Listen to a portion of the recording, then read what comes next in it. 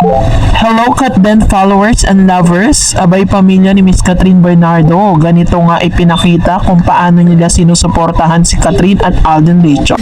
Somebody's compiling all the videos nung kanilang mall tour during the Hello Love Goodbye movie. And this time ay kinonfile niya at pinaghambing yung mga pangyayari noon at yung mga nangyayari ngayon dito po sa Hello Love Again na kanila pong movie ni Mr. Alden Richards. Kitang-kita natin na talagang sobrang laki ng pagkakaiba. Kasi dati parang halos ayaw ni Catherine Bernardo humawak kay Alden, halos ayaw dumikit, 'di ba? Tapos pag tumingin, ano lang, glimpse lang, tapos balik ulit sa audience. Kumbaga, wala silang connection to each other. Pagdating po sa mga ganitong klase ng mall tour, parang ginawa lang nila for the sake na para matapos lang. At hinihambing naman ito sa mga mall tours nila ngayon na talaga na makikita mo na may spark.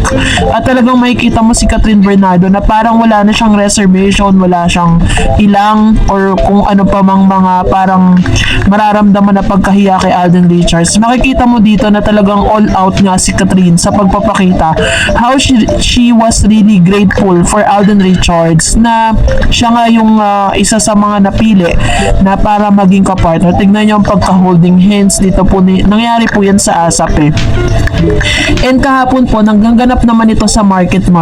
Ganyan din sila ka-sweet. Tapos nagulat yung mga audience. Habang pinapanood natin sila, talagang may yakapang naganap. Sabi nga ng mga comments po sa live, na parang may separation anxiety na daw na nagaganap. Pero para sa akin, paano sila magkakaroon ng separation anxiety kung hindi naman sila titigil magkita?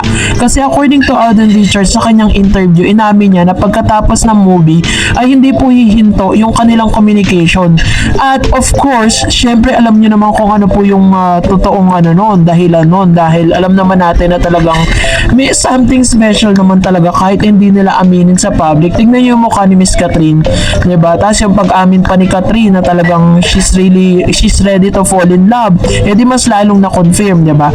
Pero mas kumpirmado nga yung ilan sa mga post at pinag-compile nating mga photos na nagpapakita po ng pagsuporta ng pamilya ni Miss Catherine Bernardo kay Catherine at kay Alden Richards. Kasi may mga chances pala na yung pamilya ni Catherine talagang kompleto po pagdating sa mall tour. Nandun din po ang kanyang daddy, kanyang mami, na first time ginawa ng daddy ito ni Miss Catherine na parang sumama siya sa mall tour at nakita natin dun sa mga photos, diba? Maaari pang si Daddy Bay ay talagang walang palya talaga na pumupunta, pero kasi yung daddy kasi ni Miss Catherine parang iniingatan nila dahil syempre, 'di ba, meron po kasi siyang medication na ginaganap pa. If I'm not mistaken, parang high blood ata yung daddy niya na kailangan lagi lang nasa bahay nagpapahinga. Pero sa mga photos na ito, makikita natin how, tingnan niyo po itong photos na to, si Lexine po yan, nakayakap siya kay Tisoy nung nagpaalam na sila na parang tapos na yung mall tour. Makikita natin dito kung gaano na po kakomportable yung pamilya ni Miss Catherine kay Alden Richards, na ibig sabihin lang yan, at the back of those photos and videos na nagkakalat ngayon, meron na po silang tinatawag na emotional investment, diba? Ibig sabihin, malapit na talaga si Alden Richards sa pamilya ni Catherine. Inuna ni Alden Richards na mapalapit sa pamilya ni Catherine kasi yun yung way niya kung paano niya liligawan si Miss Catherine. Kaya naman pati si Lexine na talagang si Lexine alam natin na sobrang close po yan kay DJ dahil ninong niya nga si DJ, diba? Pero this time nakuha din ni Mr. Alden Richards ang puso ni Lexine. Hindi lang pala si Q ang nakakuha, diba?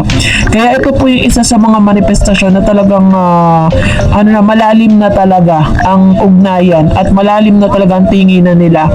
At syempre kung napanood nyo rin po yung kanilang guesting sa dito po sa All Out Sunday, nakita nyo po kung paano po tuksohin ng mga kaibigan ni Mr. Alden Richards itong dalawang ito, lalo na si Alden, diba? Pero umiiwas talaga sila eh. Pero makikita mo sa mga mata nila na talaga nagtitinginan silang dalawa. Kung napanood nyo po kahapon, balikan nyo po yung segment na yon. And wala na po tayong dapat pagdudahan pa sapagkat sa mga pagkakataong ito, kumpirmado na talaga. Narito naman ang ilan sa mga reaksyon at komento ninyo patungkol sa ating latest updates. Unahin natin si Miss Mageline. Hi Ma'am Darren, nakakilig nga po sila. Ipatuloy mo lang yan, Alden. din ang pag-aalaga mo kay Catherine Bernardo kasi perfect kayong dalawa together and forever. Sabi ni Miss Carmelita, alam na this, pag jowang galawan na yan, batang paslit na lang ang hindi makakagets kay attorney Catherine at client Sweetie. Which is true, diba? Sa makikita natin talaga sa mga gestures, sa mga ginagawa ni Alden Richards, hindi po yan ginagawa ng ordinaryong kaibigan lang.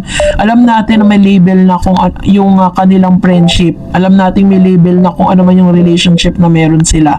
And sabi ni Miss Conchita, yes, friendship over na po. Confirm na yan. Victory in all aspects. Ayan. So lahat po tayo masaya sa friendship over because a new beginning is now happening. So, sabi ni Miss Renato, hi Miss Talents, that's not in Cebu, that's in Market kahapon. Actually, nakita namin yan. Ito lang ang masabi ko. Hindi gawain niya ng BFF. Sabi nga ng asawa ko, kung hindi niya boyfriend or asawang gagawa sa kanya ng ganun, panigurado sampal ang inabot, which is true. Totoo naman po, diba? Na kapag gawin niya ng isang parang friends, 'di ba? Tas lalaki pa, hahawakan mo, itataas mo yung pantalon, 'di ba? So, nakita ko na rin yung ginawa ni ginawa na rin ni DJ yan kay Miss Kat. Nung sila pa, nasa airport sila noon parang paalis sila tapos si Miss Kat naka crop top. Tapos ang ginawa ni Mr. DJ, itinaas niya po yung pants nitong si Miss Catherine. Ganon din ang ginawa ni Alden Richards. So, 'di ba, si Mr. DJ dati boyfriend ni Kat. So ngayon, eto na po talaga yung confirmation. Kaya talagang nag-trending po yan sa Facebook And sabi ni Miss Mary Ann Bersamira, hay, nakakakilig talaga Miss Talents. Love Kat din forever. Grabe po yan. Araw-araw sa pag-scroll ng mga videos nila. Watching always your vlog from Abu Dhabi, UAE.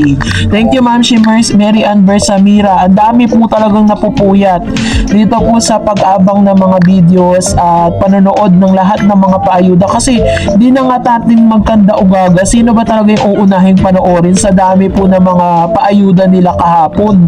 Kahapon lang napakarami. And sabi ni Miss Marites, good day Miss Darlene. Sa tingin ko po, ang cut din secret relasyon na po kasi ang galawan nila in real as a couple na hindi na kailangan pang humingin ng permiso. Gawin niya kay Kat kasi kung jowa mo na yan, action agad. Basta't panatag akong Kat din in real couple. God bless, more video para sa Kat din. Thank you. Ayan, ito naman yung kanyang komento patungkol sa bagay na ito. So, salamat Ma'am Shimarites Ferrer sa inyo pong komento. And thank you so much dahil talagang na tayo dito. Tayo po yung team panatag. Diba? Na talagang so, suporta lang tayo dito po sa Kat din. And that's it for today. For more videos and updates, please don't forget to like and subscribe. And please don't forget to follow my Facebook page, Dar Eds TV. God bless everyone!